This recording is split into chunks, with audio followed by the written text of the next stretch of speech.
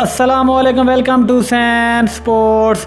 दोस्तों, आपको बड़ी ब्रेकिंग न्यूज़ से आगाह करते चलें कि एशिया कप के बड़े मुकाबले में पाकिस्तान ने भारत को शिकस्त दे दी। इस बड़े मैच में भारतीय टीम को शिकस्त देने के बाद पाकिस्तान क्रिकेट टीम के फाइनल में पहुंचने के इम्कानात रोशन।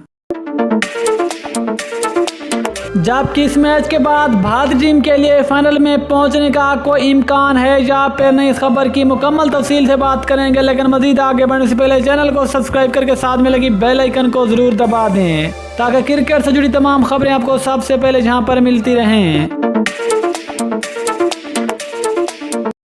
दोस्तों, अब आपको तफसील से कहा करते चलें कि एशिया कप के इस बड़े मुकाबले में पाकिस्तान ने भारत को शिकस्त देकर पहले मैच का बदला ले लिया।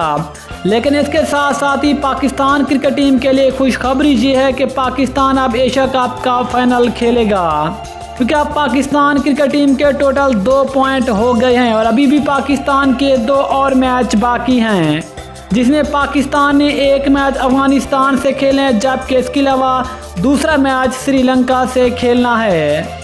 और इसमें अगर पाकिस्तान श्रीलंका या फिर अफगानिस्तान इन दोनों में से किसी एक से भी मैच जीत गए तो फिर पाकिस्तान एशिया कप का फाइनल खेलेगा।